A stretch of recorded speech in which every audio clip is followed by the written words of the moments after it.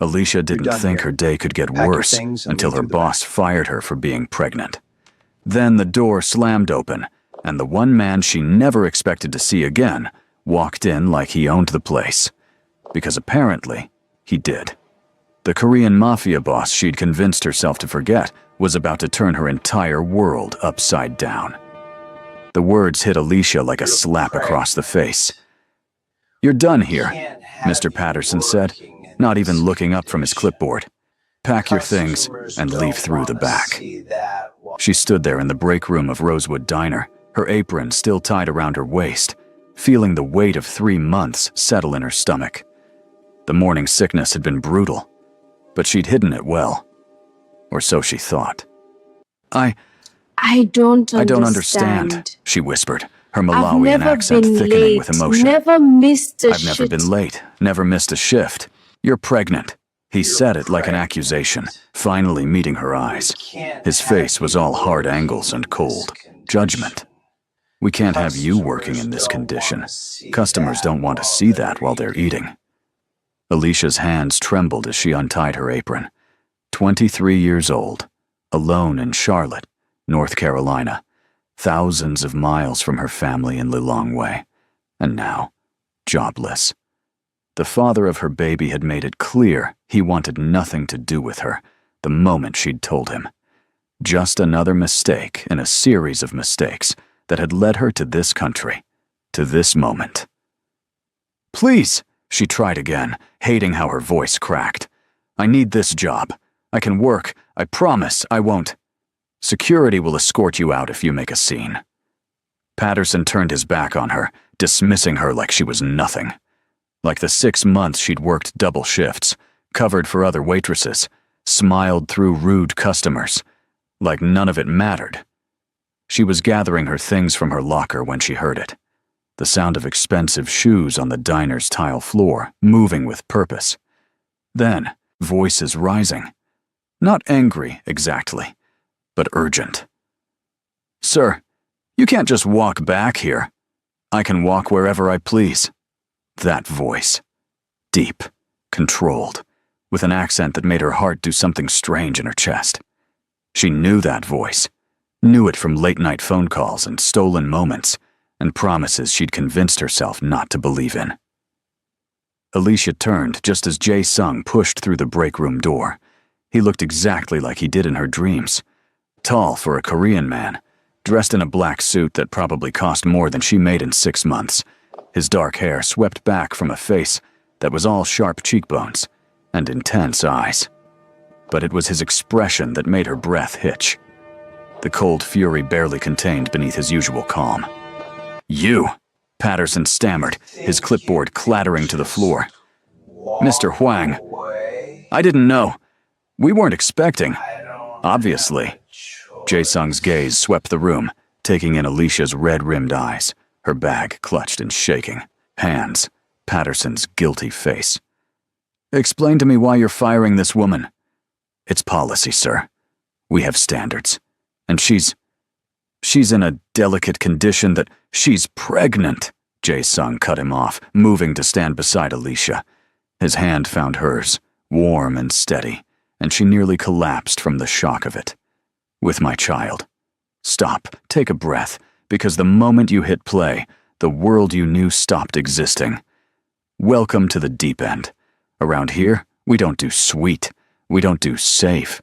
We do the kind of love that leaves a scar, the kind that's as dangerous as it is addictive. If you're a regular, you know the stakes. If you're new, you're about to find out exactly why no one ever leaves this family. This story isn't a romance, it's a collision, and it's about to change you. Before the first spark flies, where in the world are you watching from? Drop your city below. I need to see who's brave enough to walk into this fire with me. If you can feel the heat already, prove it. Slam that like button, subscribe to claim your seat, and ring that bell. Because in this world, missing a single second is a sin. Now, let's see who survives the fallout. The silence that followed was deafening. Patterson's face went from red to white in seconds. You're But I thought, she never said. Why would she? Jae-sung's voice could have frozen fire. When small-minded people like you treat women like disposable things. He turned to Alicia then, and his expression softened in a way that made her want to cry. Are you all right? She couldn't speak, could only stare at him with wide eyes, trying to understand what was happening. They'd been, whatever they'd been, for 4 months before she'd found out about the baby. Secret meetings, hidden conversations, stolen hours in his penthouse apartment, where he'd held her like she was precious. But then his mother had found out, and everything had fallen apart. He'd told her it was over, that his family would never accept her, that he was sorry, but this was how it had to be. So she'd walked away, found out she was pregnant 2 weeks later. Never told him, because what was the point? Jae-sung, she finally managed, her voice barely above a whisper. What are you doing here? Coming for what's mine. He said it simply, like it was the most obvious thing in the world. Then he turned back to Patterson, all warmth vanishing from his expression. You're fired. Clear out your office by end of day. You don't have the authority to. I own this building. Jae-sung pulled out his phone, typing something quickly. And the one next to it. And the parking lot you use. Should I continue? He didn't wait for an answer. My lawyers will be in touch about the wrongful termination suit. The settlement will be substantial. Patterson looked like he might faint. He grabbed his clipboard and practically ran from the room, leaving Alicia alone with the father of her baby, the man she'd convinced herself she'd never see again. You own this building? She asked, because it was easier than asking all the other questions crowding her mind. I own many buildings in Charlotte. He was still holding her hand, his thumb tracing small circles on her palm. I've been having you watched. I know that sounds terrible, but I needed to make sure you were safe. When my man reported that you were being fired, his jaw clenched. I got here as fast as I could. Your mother, my mother is in Seoul, dealing with family business. His eyes searched hers, desperate and determined. And I'm here, dealing with mine, you, the baby. Us. There is no us, Alicia said, even as her heart screamed the opposite. You made that very clear 2 months ago. I was a coward. The admission seemed to cost him.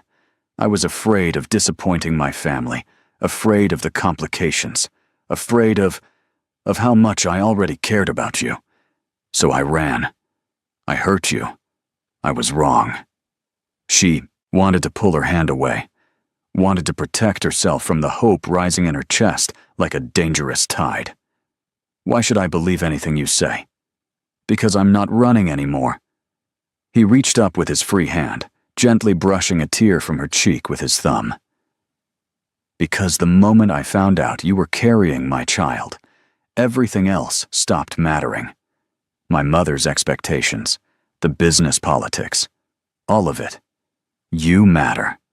This baby matters. And I'll spend the rest of my life proving that to you if you let me.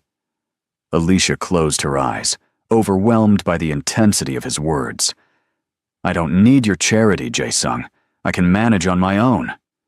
I know you can. You're the strongest person I've ever met. His hand moved to cup her face, tilting it up so she had to look at him. But you shouldn't have to. Not when I'm right here, ready to be what you need. What our baby needs. And what about your mother? Your family? The words came out bitter. The ones who think I'm not good enough for you? Let me worry about them. His forehead touched hers, gentle and reverent in a way that made her chest ache. Right now, all I care about is making sure you're taken care of. You and our child. She should say no. Should protect her heart from the inevitable moment when his family's pressure became too much and he disappeared again. But standing there in that break room, feeling the warmth of him after months of cold loneliness, she was so tired of being strong alone. I'm scared, she admitted, her voice breaking on the words. Me too, he whispered back. But maybe we can be scared together? Before she could answer, her stomach lurched violently. She pushed away from him, barely making it to the trash can before she was sick. Jae-sung was there immediately, holding her hair back, murmuring soft words in Korean that she didn't understand, but found comforting anyway. Sorry, she gasped when it was over, embarrassed and miserable. The morning, sickness has been awful lately. Don't apologize. He helped her stand, produced a clean handkerchief from his pocket. Have you been to a doctor? She hesitated. The clinic downtown. They said everything's fine, but I need to come back for regular checkups and I don't have insurance anymore, so his expression darkened. You're coming with me, right now. My personal physician will see you today. Jae-sung, I can't just... Yes, you can. He was already guiding her toward the door, his hand protective at the small of her back. And you will. No arguments. Maybe it was the exhaustion. Maybe it was the relief of not being alone anymore. Maybe it was the way he looked at her, like she hung the moon and stars. Whatever it was. Alicia found herself nodding. Okay, she whispered. Okay. The smile that broke across his face was like sunrise. They were halfway to his car when someone called out, "Wait!" Alicia turned to see Maya running toward them, her former co-worker and the closest thing she had to a friend in Charlotte. Maya's dark skin was flushed with exertion, her braids bouncing as she jogged over. "Girl, what just happened?" Maya grabbed Alicia's arm, eyes wide with disbelief. Patterson just stormed out muttering about lawsuits and Korean Mafia and... Wait. Her gaze swung to Jae-sung, recognition dawning. Oh, the mystery man you wouldn't tell me about. He's the father? Maya. And he owns the building? Maya's voice had risen to a pitch that made several passers-by turn and stare. Alicia, I've been telling you to ask him for help for weeks, and you kept saying he wasn't in the picture anymore. He wasn't, Alicia said quietly, suddenly aware of how this must look. Like she'd been lying. Like she'd been playing victim when she had access to wealth and protection all along. It's complicated. Uncomplicated then, Maya said, but her expression had softened. She turned to Jae-sung, crossing her arms. And you? Where have you been, while my girl's been working herself to death and throwing up in the bathroom between shifts? Being a fool, Jae-sung answered simply. His hand hadn't left Alicia's back. A mistake I'm correcting now. Maya studied him for a long moment, then nodded slowly. All right. But I'm keeping my eye on you, Mr. Mystery Mafia Man. You hurt her again, and we're gonna have problems. Noted. There was a hint of amusement in Jae-sung's voice now. And thank you for being her friend when she needed one. Yeah. Well. Maya hugged Alicia quickly, whispering in her ear. Call me later. I want all the details. Then louder. Take care of yourself, honey, and eat something. You're too skinny. As Maya headed back inside, Alicia let Jae-sung lead her to where a sleek black car waited, a driver already holding the door open. The luxury of it felt surreal after months of taking the bus, of counting every dollar, of eating ramen because it was all she could afford. This is too much, she murmured as they slid into the leather interior. It's not enough, Jae-sung countered. He pulled out his phone, speaking rapidly in Korean to someone on the other end. When he hung up, he turned to her. Dr. Kim will see you in an hour. She's the best OB-GYN in Charlotte. And after that, he hesitated. I know you have your own place, but would you consider staying at my penthouse? Just for a few days. Let me take care of you properly. Every instinct screamed at her to say no, to maintain her independence, to protect herself from getting too comfortable in his world. But her body ached with exhaustion, her stomach churned with nausea, and the thought of going back to her tiny studio apartment with its broken heater and loud neighbors. Just for a few days, she agreed, watching something like relief flood his features. But we need to talk, Jae-sung, about everything, about what this means, and what happens when your family finds out, and we will, he promised, taking her hand again. We'll talk about everything. But first, let me just make sure you're healthy. You and the baby. Please. She nodded, too tired to argue anymore. As the car pulled away from the diner, she watched Charlotte's streets roll past and tried not to think about how easily she was falling back into his orbit. Tried not to remember how much it had hurt when he'd left. Tried not to wonder if this time would be different, or if she was just setting herself up for another heartbreak. But when Jae-sung's thumb traced gentle patterns on her palm, and his dark eyes softened with something that looked dangerously close to love, she let herself hope. Just a little. Maybe, just maybe, they could make this work. Dr. Kim's office was nothing like the crowded clinic Alicia had visited before. Everything was pristine, white, and soft gray, with art on the walls and comfortable chairs in the waiting room. The receptionist greeted them with a warm smile that didn't falter when she saw Alicia's worn clothes and tired face. "Mr. Huang, Dr. Kim is ready for you both." They were ushered into an examination room where a kind-faced woman in her 50s waited, her silver-streaked hair pulled back in a neat bun. "Jae-sung," Dr. Kim said, then turned to Alicia with a gentle smile. "And you must be Alicia. Please sit. Let's talk about you and this baby." The examination was thorough but gentle. Dr. Kim asked questions in a soft voice, nodding sympathetically when Alicia described her symptoms. Jae-sung sat in the corner, watching with an intensity that would have been unnerving if Alicia didn't recognize the fear beneath it. He was scared, too. Scared something was wrong. Scared he'd already missed too much. "Everything looks good," Dr. Kim finally announced, helping Alicia sit up. "You're about 13 weeks along, which means you're in your second trimester. The morning sickness should start easing up soon." "But," she paused, her expression turning serious, "you're underweight and showing signs of stress and exhaustion. Have you been eating properly?" Alicia's cheeks burned with shame. It's been difficult. Money has been tight, and I was working a lot of hours." "That changes now," Jae-sung said firmly from his corner. "Whatever she needs, whatever the baby needs, cost isn't a concern." Dr. Kim smiled at him, then turned back to Alicia. "I'm going to prescribe some prenatal vitamins, and I want to see you back here in 2 weeks. In the meantime, rest. Eat well. Reduce stress as much as possible." She glanced at Jae-sung meaningfully. "And make sure you have support.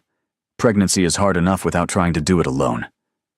"She won't be alone anymore," Jae-sung promised. As they left the office with a folder full of information and a prescription, Alicia felt the reality of the situation settling over her. This was really happening. She was pregnant. Jae-sung was back. Everything had changed in a matter of hours. "Are you hungry?" Jae-sung asked as they stepped into the elevator. "There's a good Korean restaurant nearby, unless you'd prefer something else." Her stomach growled in response, making them both laugh. "Korean sounds good," she admitted. I've been curious about Korean food. I never got to try much before." Something flickered in his eyes. Regret, maybe, or sadness. "I should have taken you out properly. Should have shown you my culture instead of hiding you away like a secret." "You were trying to protect your family's reputation," Alicia said, though the words still stung. I understood. "No, you were gracious about it. There's a difference." The elevator doors opened, and he guided her out. "But that's over now. I'm not hiding you anymore. I'm not hiding us." The restaurant was small and cozy, tucked into a corner of Charlotte's downtown. The owner greeted Jae-sung in rapid Korean, her eyes widening when she saw Alicia, but recovering quickly with a welcoming smile. "My mother's friend," Jae-sung explained quietly as they were led to a private booth. "She's trustworthy." "And judgmental," Alicia guessed, noting how the woman kept glancing back at them. Probably, he admitted with a slight smile. But she makes the best kimchi jjigae in Charlotte, so I'm willing to overlook it. He ordered for both of them, explaining each dish as it arrived. Alicia found herself relaxing despite everything, watching his hands as he showed her how to use chopsticks properly, laughing when she dropped rice for the third time. "I'm terrible at this," she groaned. "You're learning." He reached across the table, adjusting her grip. His fingers lingered on hers. That's all that matters. The food was delicious, spicy and comforting in a way that made her realize how much she'd been surviving on bland, cheap meals. She ate until she was uncomfortably full, then sat back with a contented sigh. "Thank you," she said softly, "for all of this, for showing up today. You don't have to thank me for doing what I should have been doing all along." He pushed his own plate aside, his expression turning serious. "Alicia, I need to tell you something about why I really left." Her stomach tightened with anxiety. "Okay. My mother found out about us. Someone from her circle saw us together and told her." He paused, jaw clenching. "She was furious doesn't cover it. She threatened to disown me, to cut me off from the family business, to arrange a marriage for me with someone she deemed suitable." Alicia's heart sank. "So you chose her." "I chose wrong," he corrected. "I was 28 years old, and I let my mother bully me into giving up the woman I was falling in love with. I told myself it was for the best, that you deserved better than the complications my family would bring. But really," he looked away, "I was just scared. And now," her voice was barely a whisper, "what's changed?" "I have." He met her eyes again. "When my man told me you were pregnant, something just clicked.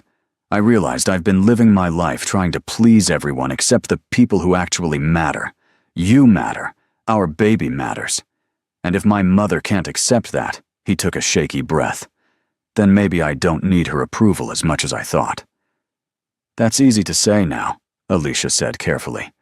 "But when she finds out, when she comes here and starts making demands, then I'll handle it."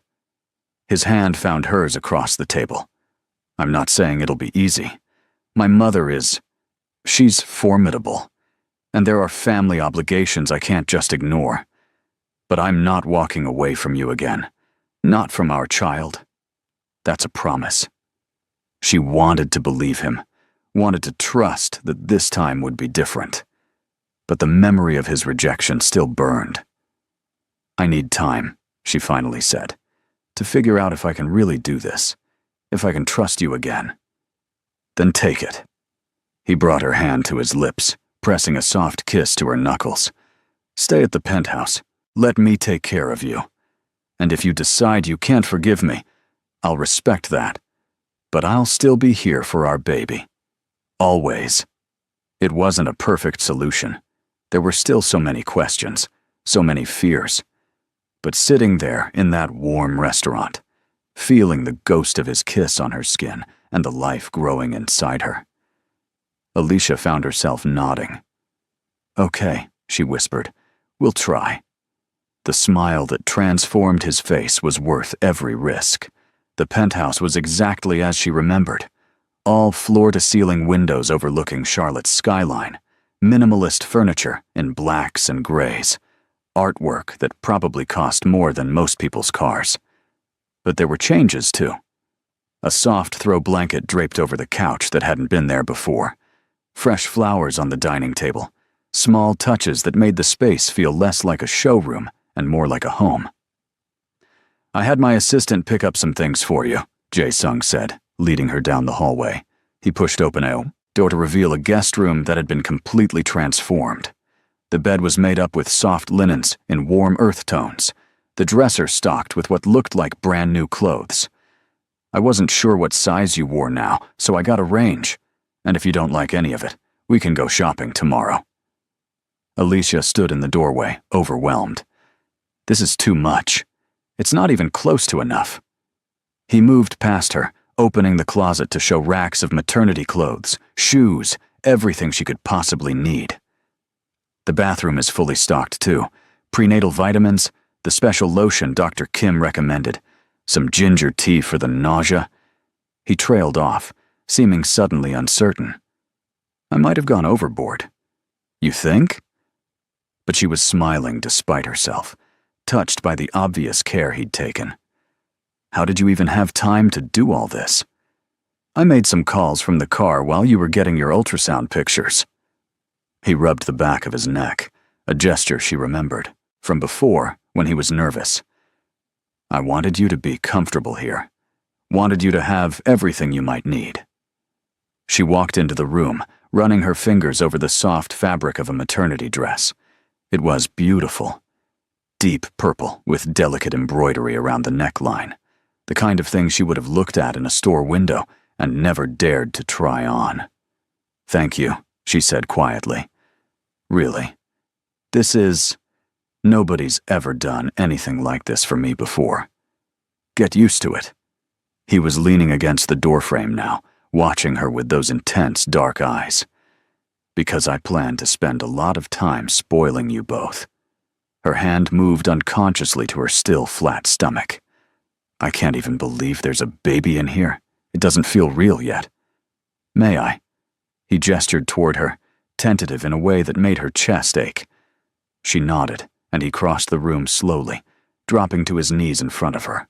His hands hovered over her stomach, not quite touching until she guided them down. Through the thin fabric of her shirt, she could feel the warmth of his palms. Hey there, little one, he murmured, his voice gone soft and wondering. I'm your appa, your dad. I know I'm late getting here, but I'm not going anywhere now. I promise. He pressed his forehead against her stomach, so gentle it made her want to cry. You're already so loved. Alicia's hands moved to his hair, threading through the dark strands. For a moment they just stayed like that, frozen in a tableau of hope and fear and tentative new beginnings. Then her stomach growled loudly, breaking the spell. They both laughed. I just fed you, Jae-sung said, looking up at her with amusement. The baby is hungry again, apparently. She pulled him to his feet. Dr. Kim said I need to eat small meals throughout the day. Then I'll make sure you have snacks everywhere. He was already pulling out his phone. What sounds good? I can have anything delivered. Actually, she bit her lip. Could we maybe just make something? I used to cook with my mother back in Malawi, and I miss it. Miss doing normal things instead of always taking handouts. His expression softened. You're not taking handouts. But yes, I'd love to cook with you. Fair warning, though, my skills are limited to kimchi, fried rice, and ramyeon. That's 2 more things than I know how to make Korean style. She headed toward the kitchen. Teach me? They spent the next hour making a mess of his pristine kitchen. Jae-sung showed her how to cut the vegetables properly, laughing when she made them all slightly crooked. She told him about Malawian food, about nsima and chambo fish, and the way her mother used to make pumpkin leaves. He listened like every word was precious, asking questions and filing away information like he was storing it for later use. You'll have to teach me to make nsima someday, he said, stirring the rice, so we can give our child both cultures. Our child. The word settled. Something inside her. They ate sitting on the floor by the window, watching the city lights flicker to life below. It was comfortable in a way Alicia hadn't expected. Easy conversation flowing between them like the months apart had never happened. Almost like before. But better, somehow. More honest. What do you want? Jae-sung asked suddenly. If you could have anything, what would your life look like? She considered the question carefully. I want to finish my degree. I was studying business administration back home before I came here, but I had to stop when my visa situation got complicated. And I want... She paused, feeling vulnerable. I want a family. Not just me and the baby, but a real home. People who stay. I'll stay. He said it like a vow. Whatever else happens, I'm staying. You can't promise that. Her voice cracked. People always leave. My father left when I was 10. The man I thought I'd marry back in Malawi left when he found out I wanted to come to America. You left. And I came back. He set down his bowl, turning to face her fully. Alicia, I know I broke your trust. I know I hurt you. But I'm not those other men. I'm here because I want to be. Because the thought of you going through this alone, of my child growing up without me. He shook his head. I'd rather face my mother's wrath 1,000 times than lose you both. She wanted to believe him, wanted it so badly it physically hurt. Prove it, she whispered. Don't just say pretty words. Show me. I will. He reached out, tucking a stray braid behind her ear. Every single day, I'll prove it. Her phone buzzed then, shattering the moment. She glanced at the screen and felt her heart sink. It's the landlord. He's asking about next month's rent. Tell him you're moving out, Jae-sung said immediately. I'll handle any penalties or fees. I can't just move in here permanently. That's not... We're having a baby together, he finished gently. And I have plenty of space. It makes sense. Unless... His expression shuddered slightly. Unless you're not comfortable being here with me. She looked around the penthouse, at the expensive furniture and the city views, and the evidence of wealth so far beyond anything she'd ever known. Then she looked at him, at the man who'd knelt before her earlier with such reverence, who'd cooked her fried rice, and listened to her stories like they mattered. What happens when your mother finds out? She asked quietly. When she shows up here demanding you end things with me? Then she finds out I'm not the obedient son she thought she raised. His jaw set stubbornly. I meant what I said earlier. This is my line in the sand. She'll hate me. She doesn't know you. He moved closer. And when she does, when she sees how strong you are, how you've survived everything life threw at you, and still kept going, maybe she'll understand. Or maybe she'll make both our lives miserable until you give in. Alicia sighed, suddenly exhausted. I've seen how this goes, Jae-sung. In movies, in books, in real life. The rich family never accepts the poor foreigner. Then we'll write a different story. He took her hand. Together. She didn't answer. Just squeezed his hand back and let herself imagine, just for a moment, that maybe he was right. Alicia woke the next morning to sunlight streaming through windows and the smell of something delicious cooking. For a moment, she forgot where she was. Then memories of yesterday came flooding back. The firing, Jae-sung's dramatic appearance, the doctor's appointment, their evening cooking together. She padded out to the kitchen in the oversized t-shirt she'd found in the dresser, finding Jae-sung at the stove wearing sweatpants and an apron. His hair was adorably mussed from sleep, and he was humming something under his breath in Korean. Morning, she said softly, not wanting to startle him. He turned with a smile that made her stomach flutter. Good morning. I made breakfast. Or tried to. Toast and scrambled eggs seem safe. Smells amazing. She slid onto one of the bar stools, watching him plate the food. You didn't have to do this. I wanted to. He set a plate in front of her, along with a glass of orange juice. Dr. Kim said you need to eat regularly. Besides, he shrugged, looking almost shy. I like taking care of you. They ate in companionable silence for a few minutes, before Jae-sung's phone started buzzing insistently. He glanced at the screen, and his expression darkened. My mother, he said quietly. She's been calling all morning. Alicia's appetite vanished. You should answer it. Later. He silenced the phone. Right now, I'm having breakfast with you. But the calls kept coming. By the fourth time, Alicia pushed her plate away. Jae-sung, you can't just ignore her. That'll only make things worse. He stared at the phone like it was a snake. Finally, he picked it up. I'll take it in the office. Finish your breakfast. She tried, but she could hear his voice rising and falling through the closed door. sharp Korean that needed no translation. He was arguing, defending something, or someone. 10 minutes later, he emerged, looking like he'd aged a year. "She knows," he said flatly. "About you, about the baby. Someone from the restaurant must have called her." "What did she say?" Alicia asked, even though she wasn't sure she wanted to know. "That I'm throwing away my future, that you're using me for money, that she's flying here tomorrow to fix this mess." He ran a hand through his hair. "And that if I don't end things with you immediately, she'll cut me off from everything. The family business, my inheritance, all of it." The room felt suddenly cold. "Then maybe you should." "What?" He looked at her like she'd spoken another language. "End things with me." She forced the words out. "I won't be responsible for destroying your relationship with your family. Won't let this baby be the reason you lose everything." "You're not listening." He crossed to her, taking her face in his hands. "She can take the money, can take the business. None of it means anything without you." "You're being naive," Alicia said, even as tears burned her eyes. "You'll resent me eventually. Resent us. When you're cut off from your family and struggling and—" "I won't!" His forehead pressed against hers. "I know you're scared. I know you think everyone leaves. But I'm not leaving. Not this time. Not ever."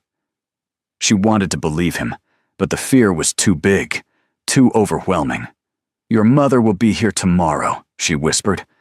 "Everything will change. Maybe," he admitted, "but we'll face it together. Okay?" She nodded, but inside she was already preparing herself for the worst, already building walls around her heart because she knew that when his mother arrived, everything would fall apart. She just didn't know how right she was. The next 24 hours passed in a strange blur. Jae-sung worked from home, constantly on calls in Korean, his expression growing more tense with each conversation. Alicia tried to stay out of the way, but the penthouse suddenly felt smaller, like it was closing in on her. She kept thinking about his mother flying across the world to break them apart, kept imagining the confrontation to come. "Stop worrying," Jae-sung said that evening, finding her staring out at the city lights. "You're going to stress yourself out, and that's not good for the baby." "How can I not worry?" She turned to face him. "Your mother thinks I'm some gold digger trying to trap you. She's going to hate me before we even meet." "Then we'll change her mind." He pulled her into his arms, resting his chin on top of her head. "She's stubborn and traditional, but she's not unreasonable. Once she sees how much I care about you, it won't matter." Alicia's voice was muffled against his chest. "I've heard enough stories from friends, from people online. Families like yours don't change their minds about people like me." "People like you?" He pulled back to look at her. "You mean smart, kind, beautiful women who are carrying my child." Despite everything, she felt her lips twitch. "You know what I mean. Poor, foreign, African. Wrong. You're not wrong." He cupped her face. "You're perfect. And anyone who can't see that, including my mother, is the one with the problem." She wished she had his confidence, wished she could believe that love was enough to overcome cultural differences and family expectations and centuries of tradition. But she'd learned too young that fairy tales were just stories. "When does her flight land?" she asked quietly. "Tomorrow afternoon."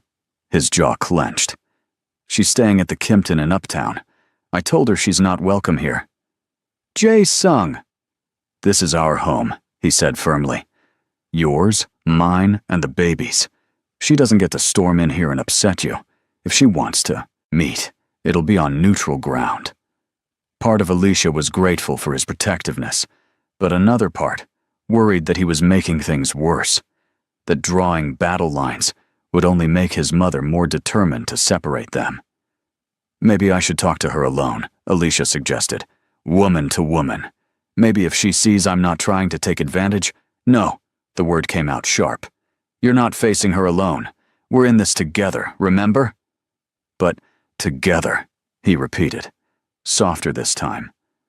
I'm not hiding you anymore. Not from her, not from anyone.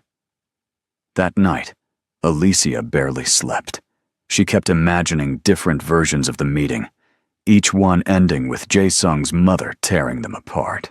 Kept seeing the moment when he'd have to choose between his family and her. Kept preparing herself for the inevitable heartbreak. When morning finally came, she felt hollow, exhausted, ready for it all to be over. You don't have to come, Jae-sung said over breakfast, noting her pale face. I can meet her alone first, feel things out. No, Alicia straightened her spine. If we're doing this, if we're really trying, then I need to be there. Need to face her. He looked proud and worried all at once. Okay. But if she says anything that hurts you, we're leaving. Agreed? Agreed. They met his mother at an upscale tea house in uptown Charlotte. Jae-sung had chosen it deliberately, public enough that she couldn't cause a scene, private enough for a difficult conversation. As they walked in, Alicia felt her heart hammering against her ribs. Mrs. Huang was already there, sitting ramrod straight at a corner table. She was beautiful, elegant in a cream suit with perfectly styled hair and makeup that made her look younger than her 50-something years. But her eyes were cold as they swept over Alicia, taking in every detail with obvious disapproval. Yama, Jae-sung said, greeting her with a slight bow. Thank you for meeting us. I didn't fly 12 hours to be polite, Mrs. Huang responded in accented English, her gaze never leaving Alicia. So this is her, the girl who thinks she can trap my son with a pregnancy. Her name is Alicia, Jae-sung said sharply, and she didn't trap anyone. We're both responsible for this baby. Sit. Mrs. Huang gestured imperiously to the chairs across from her. They sat. Alicia felt like she was facing a firing squad. How much do you want? Mrs. Huang asked bluntly. I'm prepared to offer you $200,000 to leave Charlotte, to end this pregnancy and disappear from my son's life. The room seemed to tilt.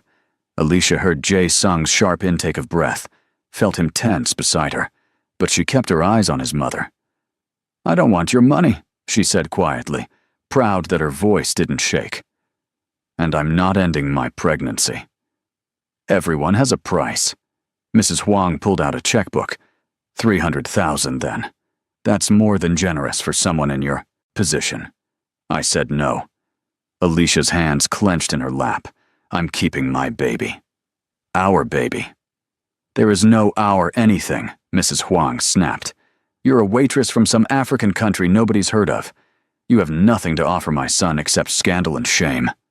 That's enough, Jae-sung's voice cracked like a whip. You don't get to talk to her like that. You don't get to sit here and insult the woman He stopped, taking a breath. The woman I love. The mother of your grandchild. Mrs. Huang's expression flickered. Surprise, maybe hurt. You don't mean that. You're thinking with your heart instead of your head. This girl is using you. This girl has a name, Alicia said, finding her voice, finding her strength. And I know what you think of me. I know I'm not what you wanted for your son. But I'm not using him. I never asked him for anything. I was prepared to raise this baby alone until he came back. Because you knew he'd feel obligated. Mrs. Huang's eyes narrowed. Knew he'd do the honorable thing. Very clever. I didn't want him to feel obligated. Alicia leaned forward. I wanted him to stay away, to live his life. But he wouldn't. He kept coming back, kept saying he wanted to be part of this. And maybe I was stupid to believe him. Maybe you're right, and this will all fall apart. But that's between him and me, not you. Everything involving my son is my business. Not anymore, Jae-sung said coldly. I'm 29 years old, Yama, not a child you can control. And I'm telling you right now, Alicia and the baby are part of my life. If you can't accept that, if you can't treat her with the respect she deserves, then maybe we don't have anything else to discuss." The silence that followed was suffocating. Mrs. Huang stared at her son like she didn't recognize him. Then slowly, deliberately, she tore up the check she'd been writing. "You're making a mistake," she said quietly. "One you'll regret for the rest of your life. The only mistake I made was letting you dictate my choices." Jae-sung stood, offering his hand to Alicia. "Come on, we're leaving." As they walked out, Alicia heard Mrs. Huang call after them in Korean, words she didn't understand, but recognized as final, like a door slamming shut. "What did she say?" Alicia asked when they were back in the car.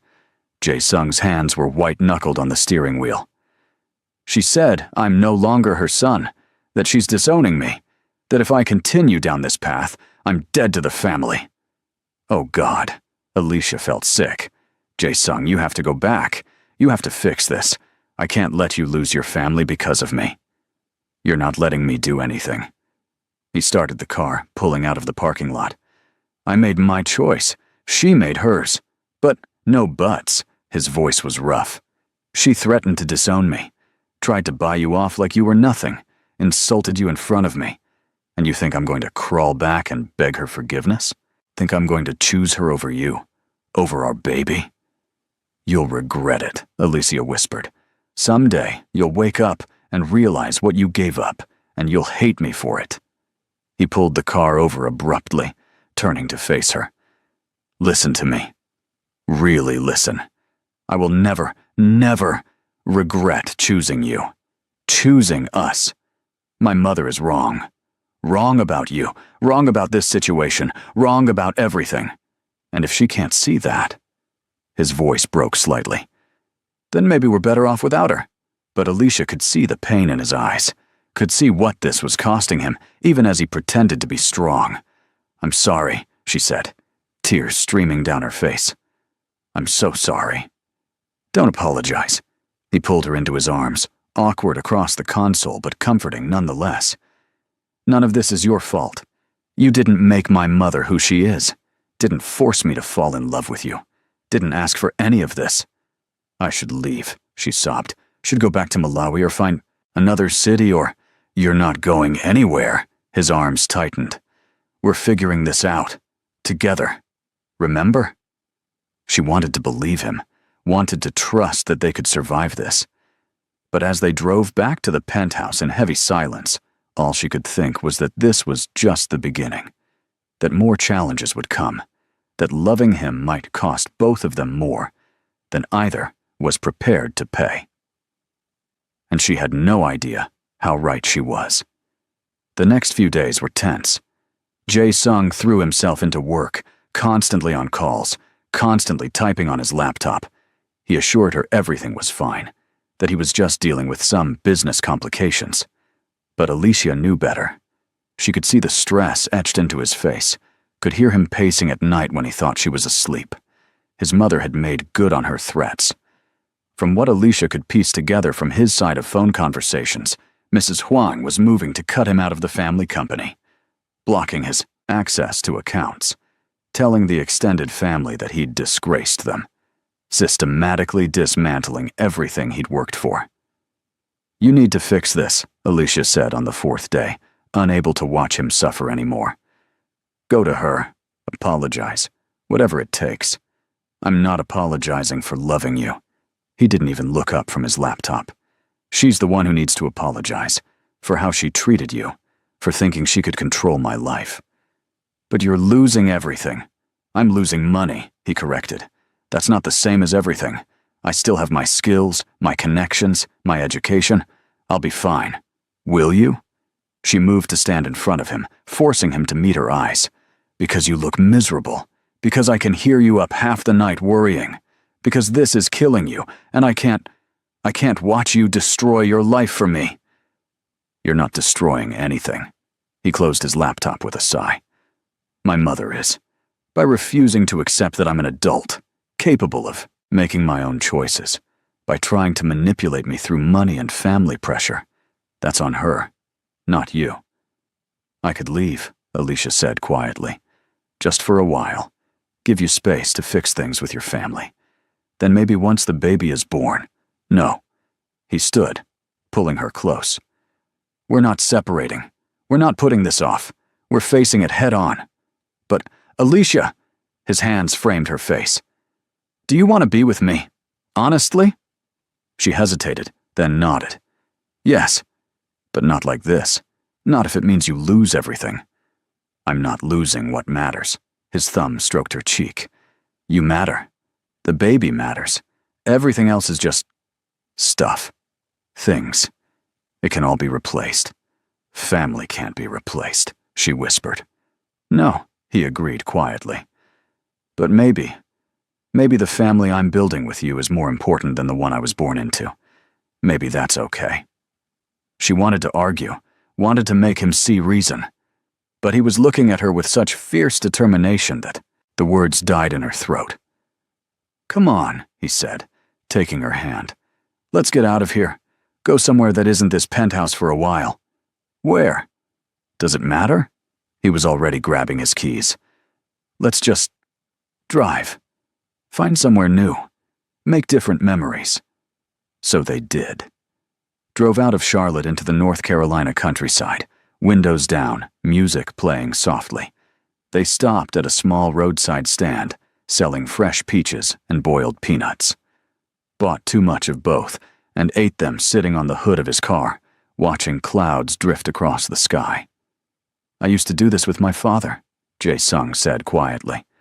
Before he died, we'd drive out to the country and just exist. Away from my mother's expectations and the business and all of it. How old were you when he passed?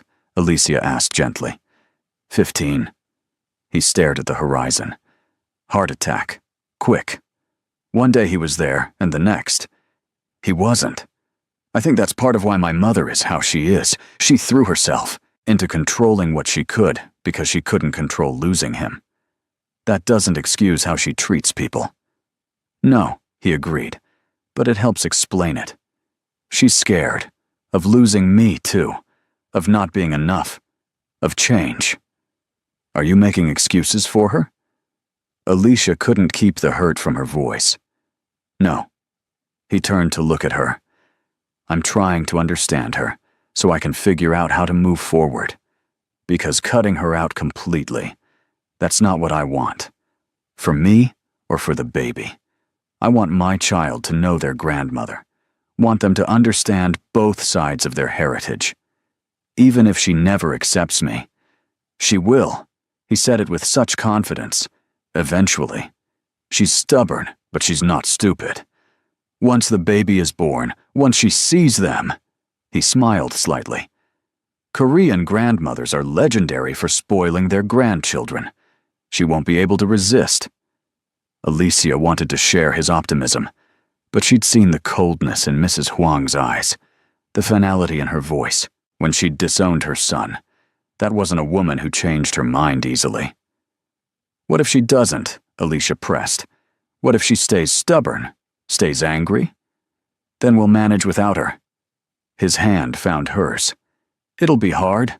I'm not pretending otherwise. But we'll manage. They stayed out until sunset, talking and laughing and pretending for a few hours that everything was simple. That they were just two people who cared about each other, without complications or consequences. When they finally drove back to the city, Alicia felt lighter than she had in days. But as they pulled into the parking garage, she saw a familiar figure waiting by the elevator. Her stomach dropped. Maya? Alicia got out of the car, confused. What are you doing here? Her friend's face was grim. You need to come with me, right now. What's wrong? Jae-sung was immediately alert. What happened? Someone's been looking for Alicia. Maya glanced around nervously. Asking questions at the diner. At her old apartment. Saying he's the father of her baby. The blood drained from Alicia's face. No, that's not. He can't be here. Who? Jae-sung demanded. Who's looking for you? Alicia closed her eyes, feeling the fragile peace they'd built start to crumble. Malcolm, my ex. The one I thought was the father before. Before she'd realized the timeline was wrong. Before she'd done the math and realized this baby was Jae Sung's, not Malcolm's. Before everything had gotten so complicated. "He's here," Maya said quietly. "And he's telling everyone who'll listen that you're trying to trap some rich Korean guy when the baby is really his."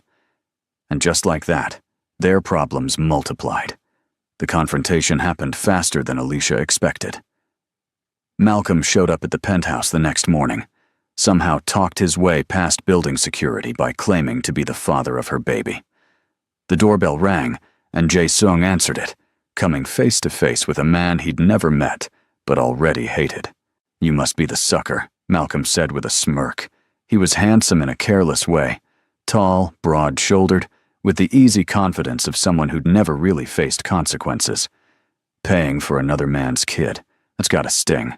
"Get out," Jae Sung said coldly. "Not until I talk to Alicia." Malcolm tried to push past him. "She owes me that much." "I don't owe you anything." Alicia appeared behind Jae Sung, her voice shaking with anger. "You made it very clear you wanted nothing to do with me or this baby." "Because you told me it wasn't mine," Malcolm shot back. "Then I did some math, talked to some people, and realized you were lying. That baby is mine, and I'm not letting you scam some rich fool into paying child support. The baby isn't yours." Jae Sung's voice was dangerously quiet. "I know, because I was there. I know the exact day this child was conceived, and you weren't involved. Prove it." Malcolm crossed his arms. "Get a paternity test. Let's see who the real father is." Alicia felt the world tilt, because the truth was, she wasn't 100% sure. The timeline was tight. There'd been one night with Malcolm at the very end of their relationship, then nothing for 2 weeks before she'd met Jae Sung. It was possible, unlikely but possible, that Malcolm was right. "Fine," Jae Sung said, noting her silence. "We'll get a paternity test. Dr. Kim can arrange it this week." "I bet she can," Malcolm sneered. "Bet she can arrange whatever results you pay for, too." "Are you calling me a liar?" Jae Sung took a step forward. "I'm calling it like I see it." Malcolm's eyes slid to Alicia. "You always were good at playing the victim, good at making men feel sorry for you. First me, now this guy. How many others have you run this scam on?" "That's enough." Alicia moved between them. "You need to leave. Now. Not until we settle this." Malcolm pulled out his phone. "I've already talked to a lawyer, filed for partial custody. You can't keep my kid from me." "Alicia, I have rights." "Rights?" She laughed bitterly. "You have rights? You told me to get rid of it. Told me you didn't want kids. Told me I was trying to trap you. Now suddenly you care? Now suddenly I realize what you're really after." His eyes flicked to the expensive furnishings, the city view. "You found yourself a sugar daddy, and you're trying to pass off my kid as his. Well, I'm not letting that happen. This is my bloodline. My legacy." "Your legacy," Alicia repeated flatly. "You work as a shift manager at Target, Malcolm." "What legacy?" His face flushed with anger. "At least I work. At least I don't whore myself out to the highest bidder." Jae Sung moved so fast, Alicia barely saw it. One moment he was beside her. The next he had Malcolm shoved against the wall, forearm across his throat. "Call her that again," Jae Sung said softly, deadly calm. "Please, give me a reason." "Jae Sung, let him go." Alicia pulled at his arm. "He's not worth it." For a moment, Jae Sung didn't move. Then slowly, he stepped back, releasing Malcolm. "Get out. If you want a paternity test, have your lawyer contact mine. But you don't come here again. You don't talk to Alicia again. Everything goes through lawyers. Understood?" Malcolm straightened his shirt, trying to regain his dignity. "This isn't over." "Yeah," Alicia said tiredly. "It really is. You made your choice months ago. You don't get to change your mind now just because you're jealous." "Jealous?" He laughed harshly. "Of this guy? Of this situation, please, I just want what's mine. If the baby is yours, and that's a big if, we'll figure out custody arrangements, Alicia said. But you don't get to storm in here making demands. You don't get to call me names. And you definitely don't get to pretend you wanted this when we both know you didn't. Something flickered in his expression. Shame, maybe, or regret. I was scared, okay? I panicked. But I've had time to think and now it's too late. She moved toward the door. You should go. He looked like he wanted to argue, but Jae Sung's presence behind her, solid and protective, seemed to change his mind. He left with a final glare, promising through his lawyer would be in touch. The moment the door closed, Alicia collapsed onto the couch. Her hands were shaking. Her mind was racing. What if Malcolm was the father? What if she'd been wrong about the timeline? What if everything she'd built with Jae Sung was based on a mistake? Hey. Jae Sung sat beside her, pulling her into his arms. It's okay. We'll figure this out. What if he's right? She whispered. What if the baby is his? Then we deal with it. His voice was steady. But it changes nothing between us. You hear me? Nothing. How can you say that? She pulled back to look at him. If the baby isn't yours, if I've been wrong this whole time, it doesn't matter. He cupped her face. I'm not with you because of the baby. I'm with you because I love you, because you're smart and strong and beautiful, and you make me want to be better. The baby is part of that. But even if the paternity test says Malcolm is the father, you're still the woman I want to be with. That's easy to say now, Alicia said, her voice breaking. But when reality sets in, when you're helping raise another man's child, then I'll do it. He said it simply. People raise stepchildren all the time. It's not ideal, sure. But if it means I get to be with you, it's worth it. She wanted to believe him, wanted to trust that his love was that strong. But she'd believed in too many promises that got broken. Let's get the test, she said quietly. No, for sure. Then we can make decisions. Okay. He kissed her forehead gently. But whatever it says, I'm not going anywhere. Got it? She nodded, too emotionally exhausted to argue. The next few days were torture. Dr. Kim arranged for the paternity test, a simple blood draw that would provide answers within a week. Malcolm showed up with his lawyer, smug and confident. Jae Sung remained calm and steady, his hand never leaving Alicia's. But at night, she could hear him in the other room, talking quietly on the phone in Korean. Hear the stress in his voice, even if she couldn't understand the words. His mother's ultimatum, Malcolm's challenge, the uncertainty about the baby. It was all piling up. How much could one person take before they broke? You should reconsider, his mother had started calling again, leaving messages that Jae Sung deleted without listening. But one night, Alicia found him sitting in the dark, staring at his phone. She sent a picture, he said quietly, of me and my father, from when I was little. He showed her the photo, a young Jae Sung grinning up at a man who shared his eyes, both of them looking happy and carefree. She knows I miss him, knows that's my weak spot. She's manipulating you, Alicia said gently. I know. He set the phone down. But it still hurts. She sat beside him in the darkness, their shoulders touching. If you need to talk to her, if you need to try to fix things, I'll understand. There's nothing to fix until she accepts you, he said firmly. Until she treats you with respect. Until she stops trying to control my life. He turned to look at her. My father would have liked you, would have told my mother she was being foolish. He always said love was more important than tradition. He sounds like a good man. He was. Jae Sung's voice was thick with emotion. He taught me that real strength is knowing when to stand up for what matters, when to draw a line and hold it. I'm trying to make him proud. I'm sure you are, Alicia whispered. They sat like that for a long time, holding each other in the darkness, drawing strength from the contact. Whatever was coming, the paternity test results, his mother's continued interference, Malcolm's custody demands. At least they'd face it together. The results came back on a Wednesday. Dr. Kim called them into her office with a gentle smile that somehow made Alicia more nervous. Jae-sung squeezed her hand as they sat down. "The test was conclusive," Dr. Kim said. "Jae-sung, you are the biological father. There's no doubt."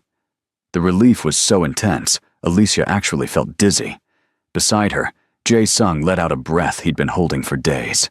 His hand tightened on hers almost painfully. "You're sure?" he asked.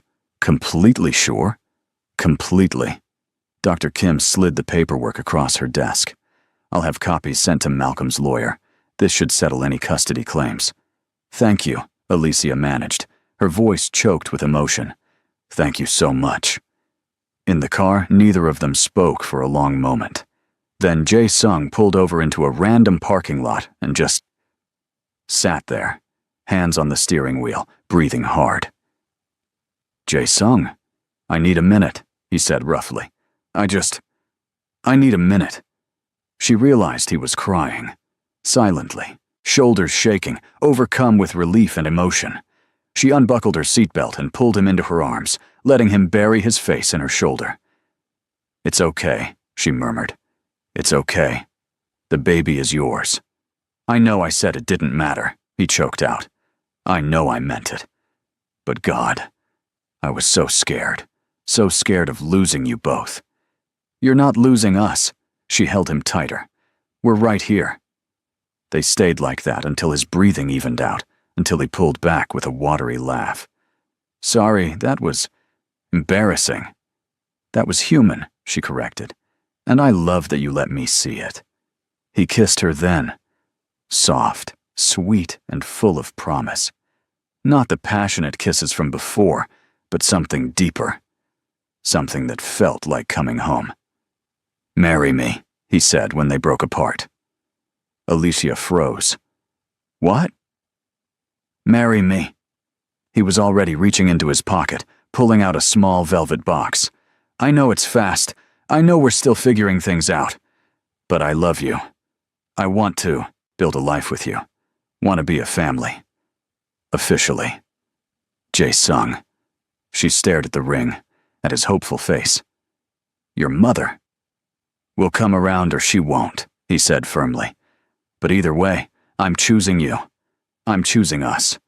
So please, will you marry me?" She should say no. Should point out all the reasons this was too soon, too complicated, too risky.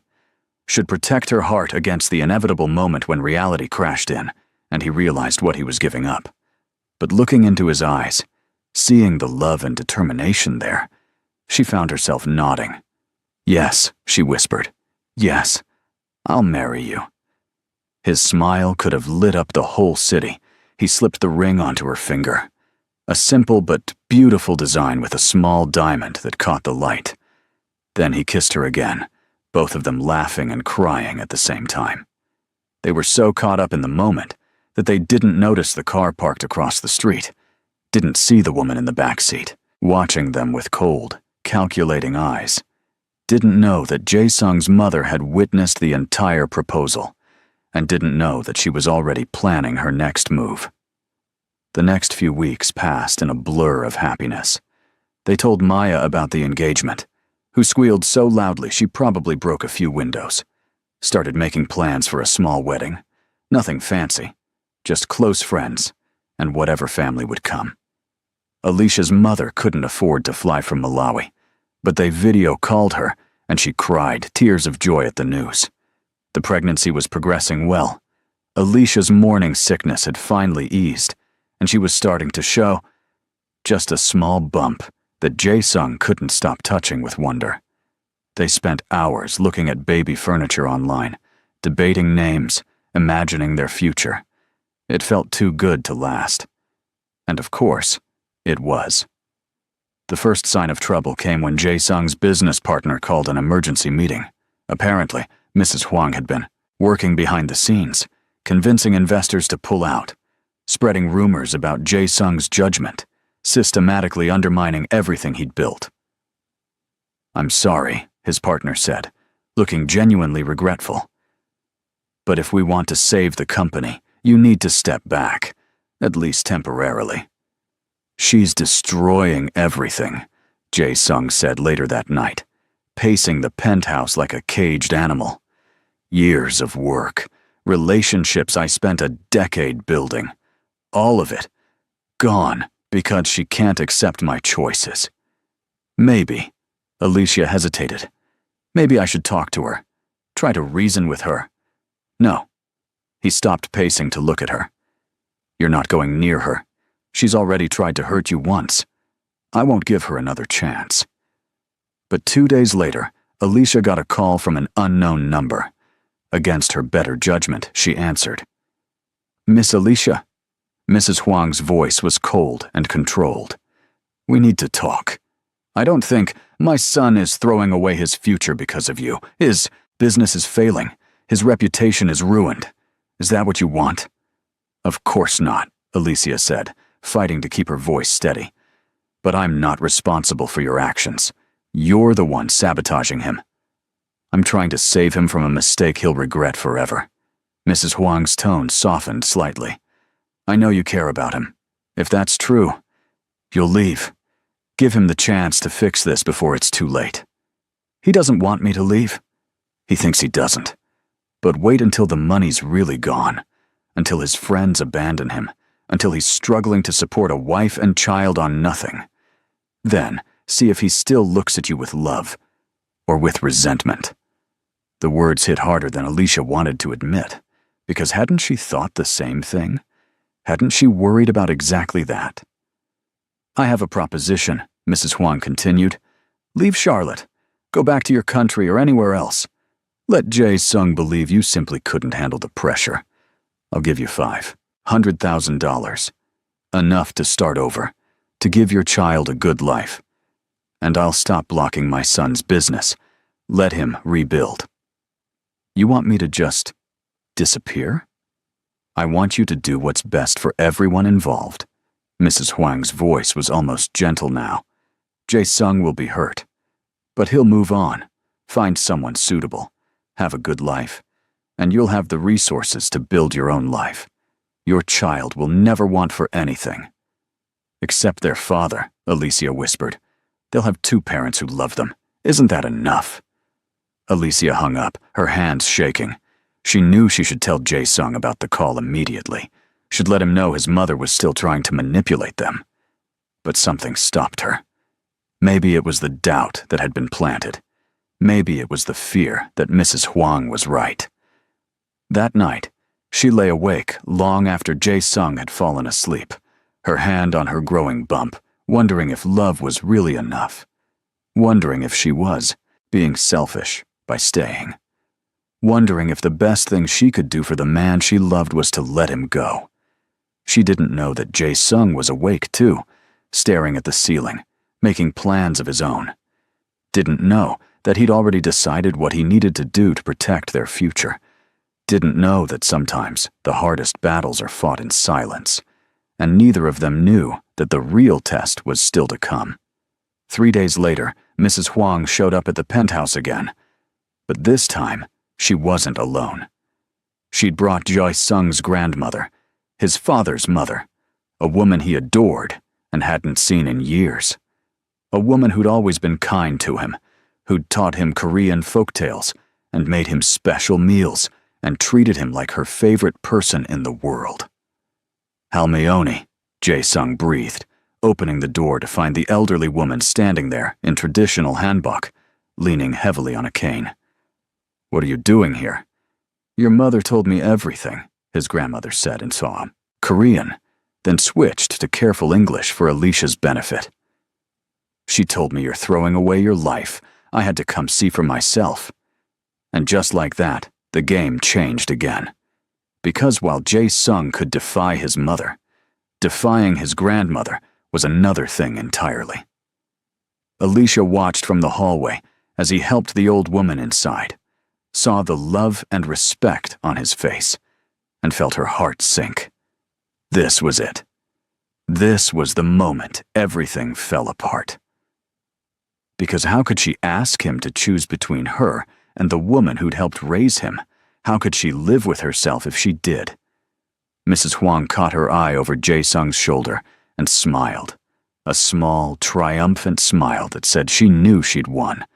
And maybe she had. But Alicia wasn't giving up without a fight. Not anymore. Not when she had so much to lose. So she straightened her spine, put her hand on her belly, and walked into the living room, ready to face whatever came next. The grandmother settled onto the couch with Jae-sung's help, her sharp eyes taking in everything. The expensive furniture, the view, and most importantly, Alicia standing there with her small baby bump visible beneath her dress. "So," the old woman said, patting the seat beside her, "you are the girl who has stolen my grandson's heart. Come, sit with me." Alicia exchanged a glance with Jae-sung, who looked nervous but nodded encouragingly. She sat, feeling the grandmother's gaze sweep over her like a scanner. "Halmeoni, please," Mrs. Huang started. "I brought you here to help Jae-sung see reason." "Hush," the grandmother waved her hand dismissively. "I'm old, not deaf.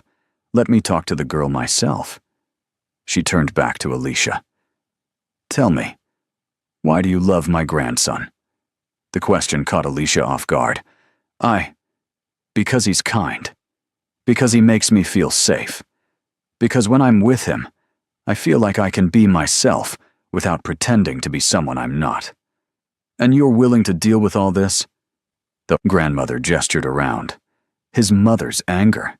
The cultural differences. Being far from your own family. "I'm willing to try," Alicia said honestly. "I won't pretend it's easy. I won't pretend I'm not scared. But I love him. And I love this baby. And that has to count for something." The grandmother studied her for a long moment. Then she turned to Jae-sung. "And you? You're willing to lose everything for this girl?" "She's not this girl, Halmeoni." Jae-sung moved to stand beside Alicia, his hand finding hers. "Her name is Alicia. She's smart and strong, and she's carrying my child. And yes, I'm willing to lose everything except her." "Everything?" His grandmother's eyebrows rose. "Your business? Your family? Your inheritance? If it comes to that, yes." Mrs. Huang made a sound of distress. "You see? This is what I've been trying to tell you. He's being irrational." I said, "Hush." The grandmother's voice was sharp. Then she sighed, looking suddenly tired. "Your father was like this too, you know. Stubborn. Willing to fight the whole world for what he believed in." She reached out, touching Jae-sung's face gently. "He married your mother against his own parents' wishes. Did you know that?" Jae-sung blinked. "What?" "She wasn't from the right family. Wasn't what they wanted." The grandmother smiled sadly. "But he loved her. Fought for her. Eventually. We accepted it. Because we saw how happy he was. How complete." Mrs. Huang looked stricken. "Halmeoni, that was different. How?" The grandmother turned to her. "How is it different? Because this girl is from Africa instead of a different region of Korea? Because her skin is darker? Because she doesn't know our customs yet?" She shook her head. "You've become what you once fought against. Rigid. Unforgiving. Cruel. I'm trying to protect my son. You're trying to control him." The grandmother's voice was firm. "And in doing so, you're losing him. Just like you almost lost your husband when you pushed too hard about having children right away. Remember that fight? Remember how he moved out for 2 months?" Alicia felt Jae-sung's hand tighten on hers.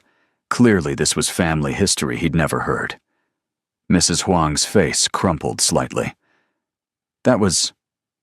We were young. It was different. It's never different when it comes to love and family." The grandmother turned back to Alicia and Jae-sung. "I'm not saying this will be easy. Cultural differences are real. Family expectations matter. But," she paused, choosing her words carefully, "but I've lived 83 years. I've seen marriages that looked perfect on paper fall apart, and I've seen marriages everyone predicted would fail last forever. You know what the difference was? What? Alicia whispered. Respect, partnership, willingness to fight for each other instead of against each other. She looked at Jae-sung. Does she respect you? Do you respect her? Yes, they said together. Are you willing to learn about each other's cultures? To teach your child about both? Yes, Alicia said firmly. I want our baby to know Korean traditions, want them to speak the language, know the food, understand where their father comes from. And you? The grandmother looked at Jae-sung. Will you honor her heritage too, even though it's unfamiliar? I've already been learning, Jae-sung said. About Malawi, about her family, about what matters to her. I want our child to be proud of both sides. The grandmother nodded slowly. Then she stood, steadying herself with her cane. Then you have my blessing. Not that you need it, but you have it anyway. Aomeoni, you can't be serious, Mrs. Huang started. I'm very serious. The grandmother moved toward the door, then paused. You can continue this war if you want. Can cut him off, ruin his business, make their lives difficult. But you'll lose your son, lose your grandchild, lose the chance to be part of their lives. She looked at Mrs. Huang with something like pity. Is your pride really worth that much? Mrs. Huang stood frozen, her face a mask of conflicting emotions. Finally, she spoke, her voice barely audible. He's all I have left of his father. Then stop pushing him away. The grandmother's voice softened. Your husband wouldn't have wanted this. He would have welcomed this girl, would have been excited about a grandchild, no matter who the mother was. Something in Mrs. Huang's expression cracked. She looked at Jae-sung, really looked at him, and seemed to see for the first time how much this was hurting him, how much he'd already sacrificed. I need time, she said finally. I can't just accept this overnight. We're not asking you to, Alicia said, surprising herself by speaking up. We're just asking you to try, to get to know me before you decide I'm not good enough, to give us a chance. Mrs. Huang's eyes met hers. For a moment, Alicia saw past the cold exterior to the scared, grieving woman underneath, woman who'd lost her husband and was terrified of losing her son too. One dinner, Mrs. Huang said stiffly. I'll have one dinner with you both. No promises beyond that. That's all we're asking, Jae-sung said quietly. The grandmother smiled. Good. Now, help me to the car. I'm exhausted. As Jae-sung moved to assist her, she caught Alicia's hand. You're stronger than you look, girl. You'll need that strength. But I think you'll be good for him. Good for this family. After they left, Alicia and Jae-sung stood in the suddenly quiet penthouse, still processing what had just happened. Did your grandmother just take our side? Alicia asked. I think she did. Jae-sung pulled her into his arms. I think she really did. And your mother. Baby steps, he murmured into her hair. But it's more than we had yesterday. Over the next few weeks, things slowly started to shift. Mrs. Huang didn't suddenly become warm and welcoming, but she stopped actively sabotaging Jae-sung's business. She showed up for that dinner, stiff and formal. But she showed up. Asked Alicia careful questions about her life, her family, her plans for the baby. It wasn't perfect. There were still tense moments, still cultural misunderstandings, still times when Mrs. Huang's disapproval was obvious. But she was trying, and that was enough for now. Jae-sung rebuilt his business connections slowly, working twice as hard to prove himself again. Alicia enrolled in online classes to finish her degree, determined to contribute to their future. They went to every doctor's appointment together, watched the baby grow on ultrasound screens, picked out names late at night while lying in bed. The wedding was small, held in a courthouse with Maya and a few of Jae-sung's friends as witnesses. Mrs. Huang didn't come, but she sent a gift, a traditional Korean baby blanket that her mother-in-law had made. The grandmother came, though, dressed in her finest handbook, crying happy tears as they exchanged vows. "I promise to love you through the hard times," Jae-sung said, holding Alicia's hands. "To fight for us. To never give up on what we're building." "I promise to trust you," Alicia said, tears streaming down her face. "To let you in even when I'm scared. To believe that love is enough." And maybe it was. Maybe it wasn't. But standing there in that courthouse, with their baby growing between them and a future full of uncertainty ahead, they were willing to find out. 3 months later, Alicia went into labor on a rainy Tuesday afternoon. Jae-sung drove like a maniac to the hospital, holding her hand through every contraction, whispering encouragement in both English and Korean. "You've got this," he kept saying. "You're so strong, so incredible." "I'm dying," she groaned. "This baby is killing me." "You're not dying. You're bringing life. Our life." 12 hours later, their daughter was born.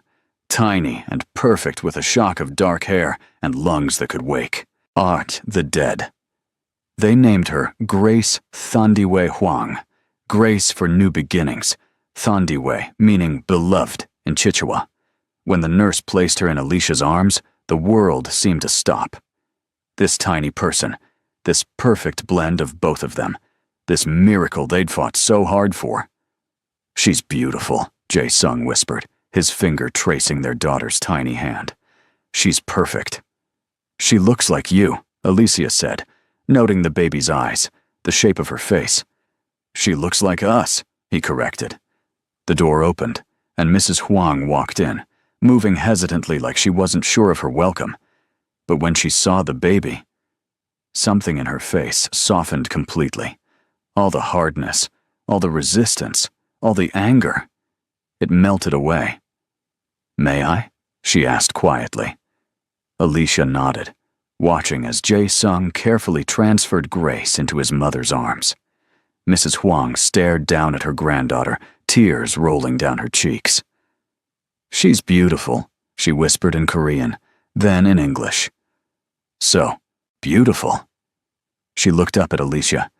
"Thank you. For giving my son this gift. For giving me this gift." It wasn't forgiveness exactly. Wasn't a complete reconciliation. But it was a start. A bridge being built one careful step at a time.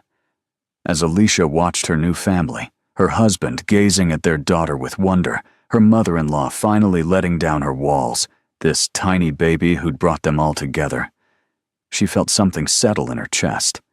Peace, maybe. Or hope. The road ahead wouldn't be easy. There would still be challenges, still cultural differences to navigate, still hard conversations to have.